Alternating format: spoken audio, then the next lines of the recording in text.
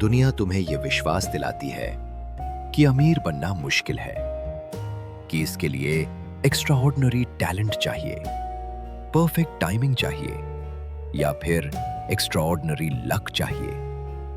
लेकिन इतिहास कुछ और कहता है।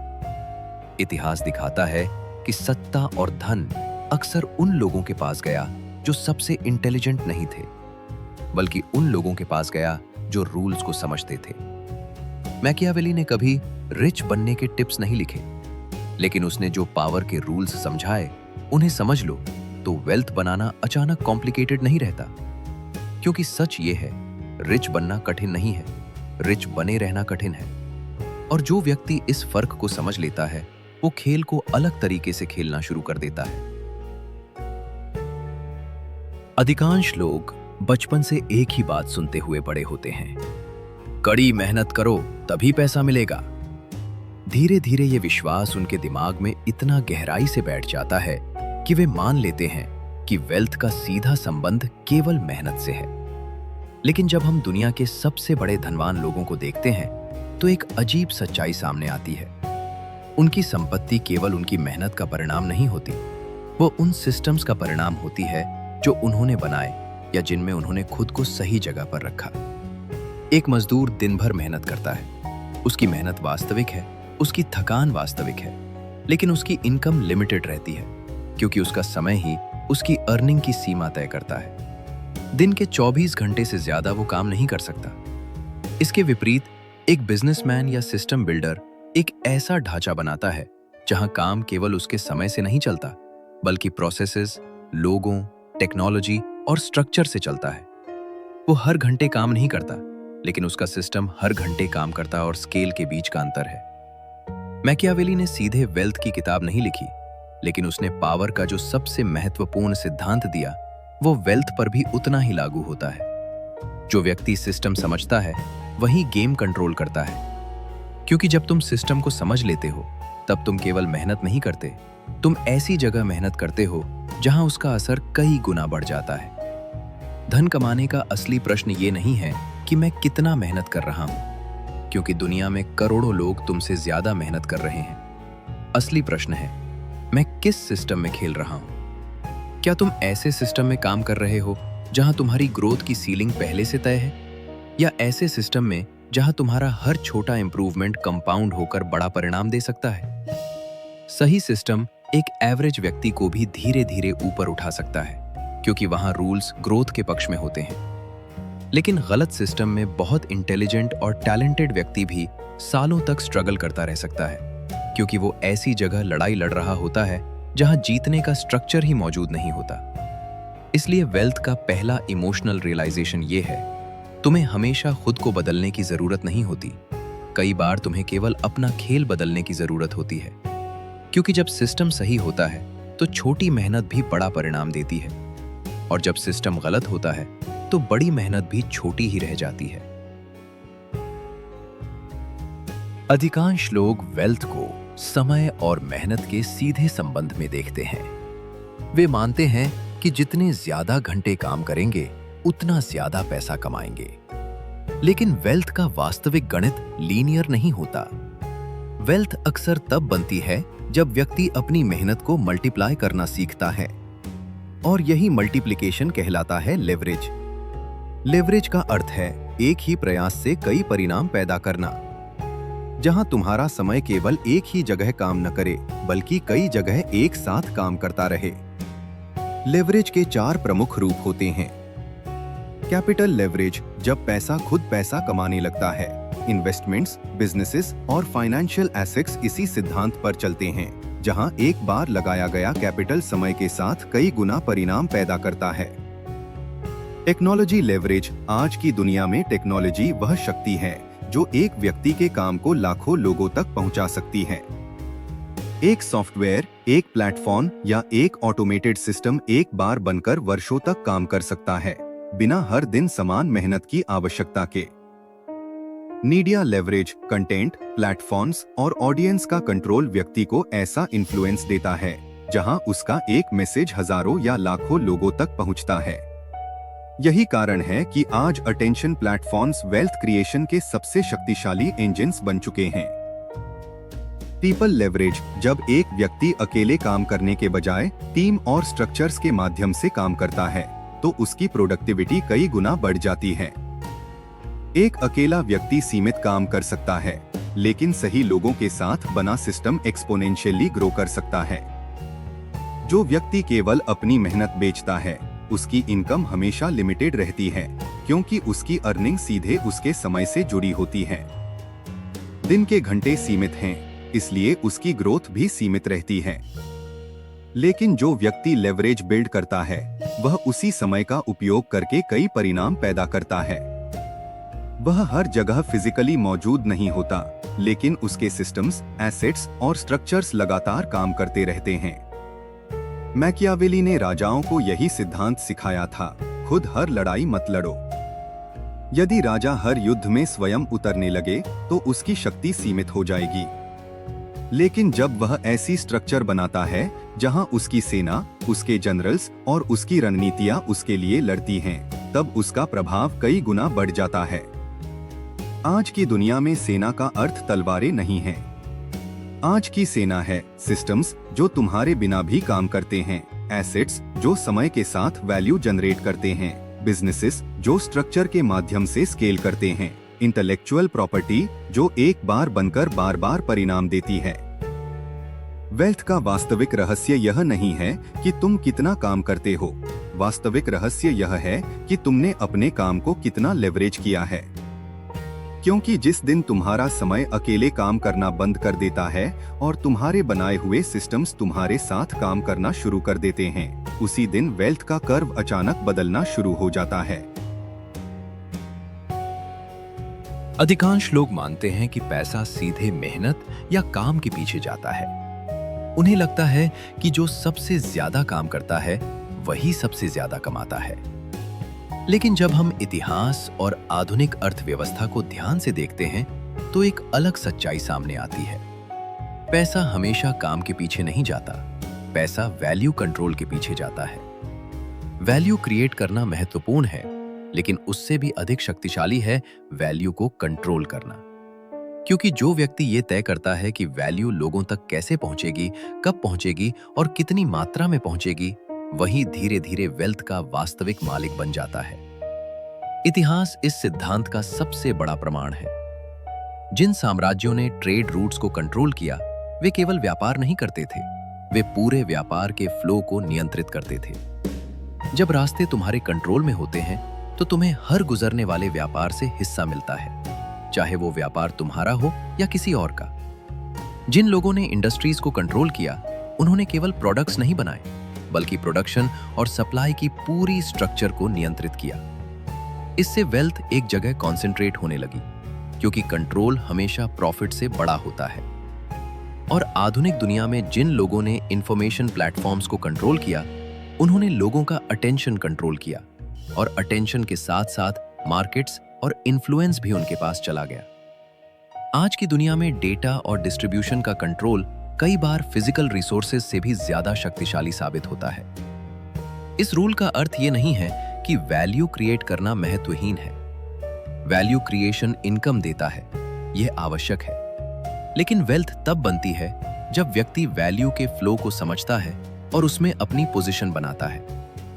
अगर तुम केवल वैल्यू क्रिएट करते हो तो तुम्हें पेमेंट मिलता है, लेकिन अगर तुम वैल्यू के डिस्ट्रीब्यूशन, एक्सेस या इंफ्रास्ट्रक्चर को कंट्रोल करते हो तो तुम्हें रिपीटेड वेल्थ मिलती है, क्योंकि हर ट्रांजैक्शन, हर मूवमेंट और हर एक्सचेंज किसी न किसी रूप में तुम्हारे सिस्टम से होकर गुजरता है।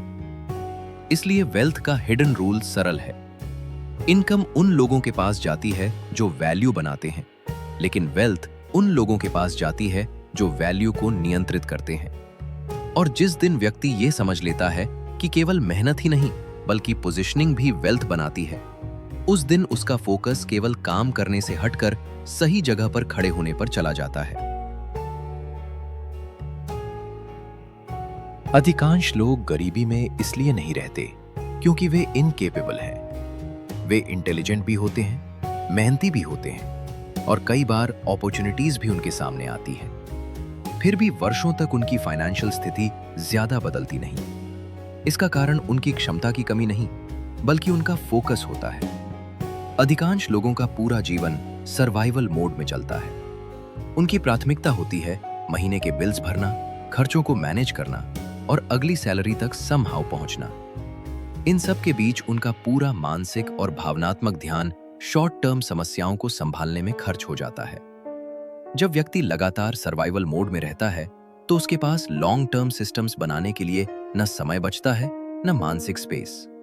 वो हर दिन छोटे छोटे फाइनेंशियल डिसीजंस लेता है जो केवल इमीडिएट राहत देते हैं, लेकिन भविष्य में वेल्थ बिल्ड करने वाली स्ट्रक्चर्स नहीं बनाते।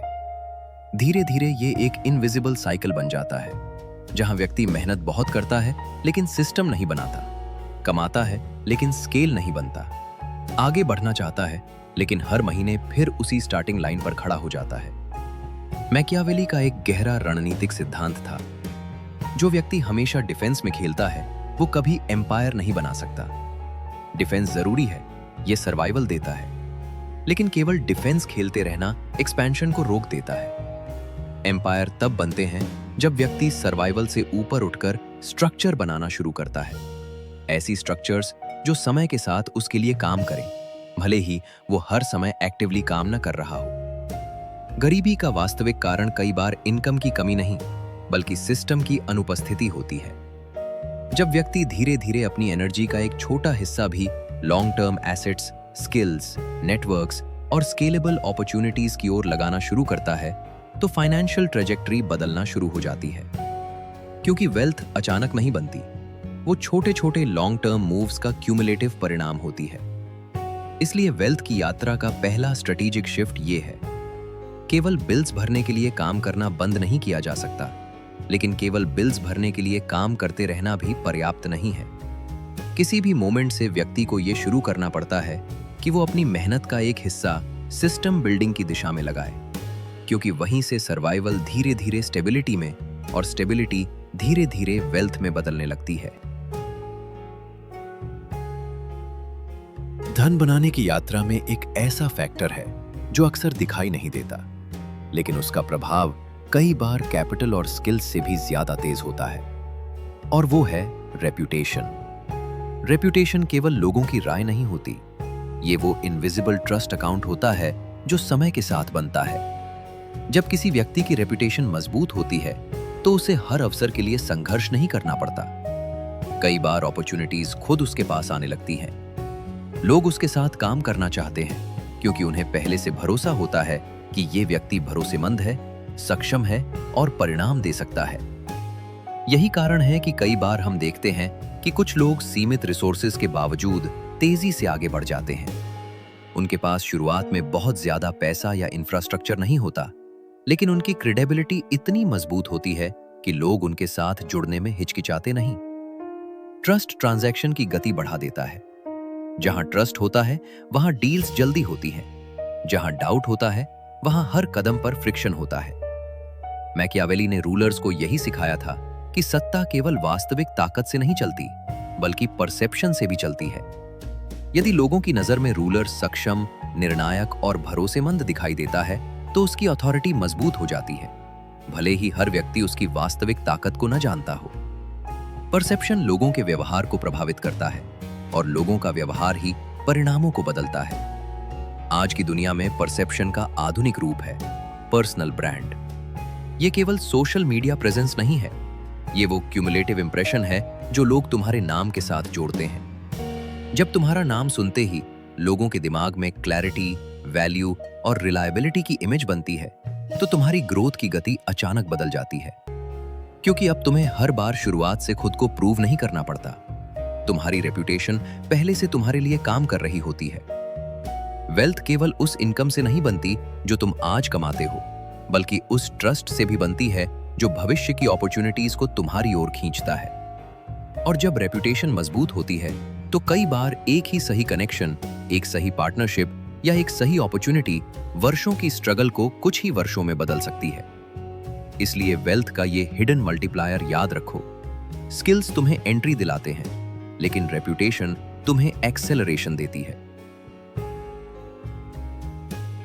आर्थिक वास्तविकता यह है कि हर व्यक्ति शुरुआत में लगभग एक ही जगह से शुरू करता है। उसे सर्वाइवल संभालना होता है, बिल्स भरने होते हैं, जिम्मेदारियां निभानी होती हैं और इमीडिएट जरूरतों को पूरा करना होता है। इसी कारण अधिकांश लोग नेचुरली शॉर्ट टर्म सोचने लगते हैं, क्योंकि उनका ध्यान इस बात पर रहता है कि अगले महीने की स्थिति कैसे सुरक्षित रहे। लेकिन वेल्थ क्रिएशन का खेल सर्वाइवल के बाद बदलता है। जो व्यक्ति धीरे धीरे शॉर्ट टर्म डिसीजंस के साथ साथ लॉन्ग टर्म पोजीशनिंग भी शुरू कर देता है, वो एक अलग फाइनेंशियल ट्रेजेक्टरी पर चलने लगता है। यहीं से स्ट्रेटेजिक पेशेंस का महत्व शुरू होता है। अमीर व्यक्ति केवल इसलिए लॉन्ग टर्म नहीं सोचता क्योंकि उसके पास ज्यादा पैसा है। वो लॉन्ग टर्म इसलिए सोचता है क्योंकि उसे कंपाउंडिंग की शक्ति समझ में आ चुकी होती है। कंपाउंडिंग का अर्थ है छोटे लेकिन लगातार किए गए प्रयासों का समय के साथ बड़ा परिणाम बनना। अधिकांश लोग कंपाउंडिंग को केवल इन्वेस्टमेंट्स से जोड़ते हैं, लेकिन वास्तविकता में कंपाउंडिंग जीवन के कई क्षेत्रों में काम करती है। स्किल्स में कंपाउंडिंग, जब कोई व्यक्ति लगातार सीखता रहता है तो उसकी क्षमता धीरे धीरे ऐसे स्तर पर पहुंच जाती है जहां उसकी वैल्यू अचानक बढ़ जाती है। नेटवर्क्स में कंपाउंडिंग, समय के साथ बने हुए रिलेशनशिप्स कई अवसरों के दरवाजे खोलते हैं जो एक दिन में नहीं खुलते। रेप्यूटेशन में कंपाउंडिंग, लगातार वैल्यू देने से ट्रस्ट बिल्ड होता है और वही ट्रस्ट फ्यूचर अपॉर्चुनिटीज को एक्सेलरेट करता है। सिस्टम्स में कंपाउंडिंग, जो स्ट्रक्चर्स आज छोटे लगते हैं वही समय के साथ स्केलेबल इंजन्स बन सकते हैं। धन अचानक नहीं आता, अक्सर वह लंबे समय तक दिखाई न देने वाले छोटे मूव्स का परिणाम होता है।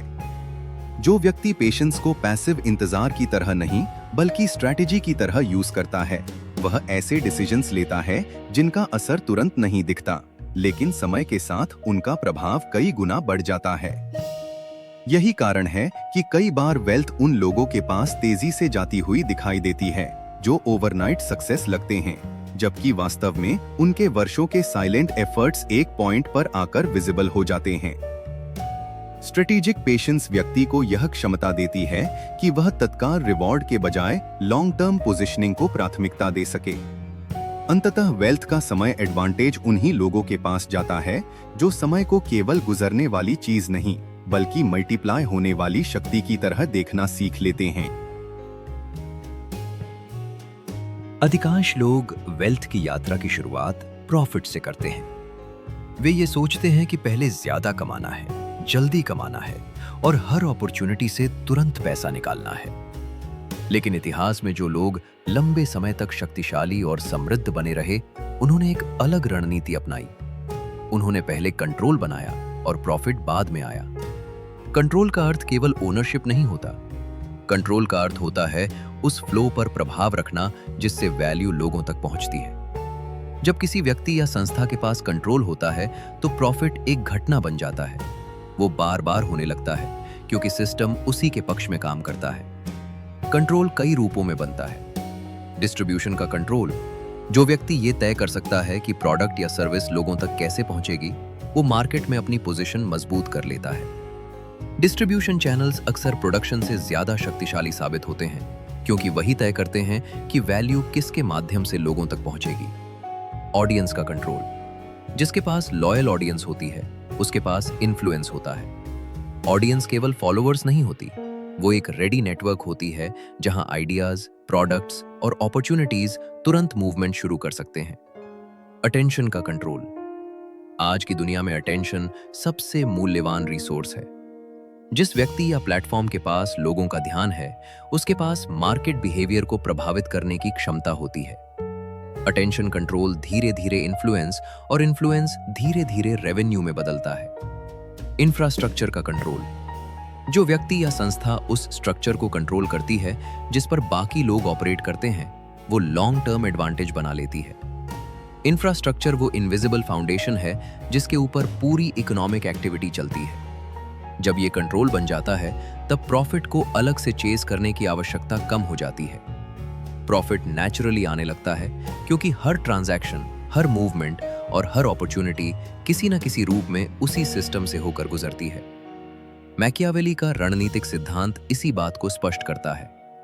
पहले अपनी पोजीशन सिक्योर करो, फिर रिवॉर्ड्स अपने आप आने लगते हैं। पोजीशनिंग केवल शुरुआत का कदम नहीं है, वो फाउंडेशन है जिस पर लंबे समय तक टिकने वाली वेल्थ बनती है। जो लोग केवल शॉर्ट टर्म प्रॉफिट पर ध्यान देते हैं, वे अक्सर हर अवसर को अलग अलग लड़ाई की तरह लड़ते रहते हैं। लेकिन जो लोग कंट्रोल बिल्ड करते हैं, वे ऐसी जगह खड़े हो जाते हैं जहां उन्हें हर लड़ाई अलग अलग लड़ने की जरूरत नहीं रहती। सिस्टम स्वयं उनके पक्ष में काम करने लगता है। रिच बनने का सीक्रेट ये नहीं है कि तुम एक्स्ट्रा ऑर्डिनरी बन जाओ। सीक्रेट ये है कि तुम ऑर्डिनरी एक्शंस को करेक्ट सिस्टम में रिपीट करो। हर दिन स्किल इंप्रूव करना, नेटवर्क ग्रो करना, एसेट बिल्ड करना, लेवरेज क्रिएट करना। धीरे धीरे ये छोटे मूव्स एक बड़े फाइनेंशियल स्ट्रक्चर में बदल जाते हैं और एक दिन लोग कहते हैं तुम लकी थे, लेकिन उन्हें दिखाई नहीं देता कि तुमने खेल सही खेला था। याद रखो, धन का खेल कठिन नहीं है, धन का खेल स्ट्रक्चर्ड है। और जिस दिन तुमने स्ट्रक्चर समझ लिया, वेल्थ अचानक कॉम्प्लिकेटेड नहीं रहती।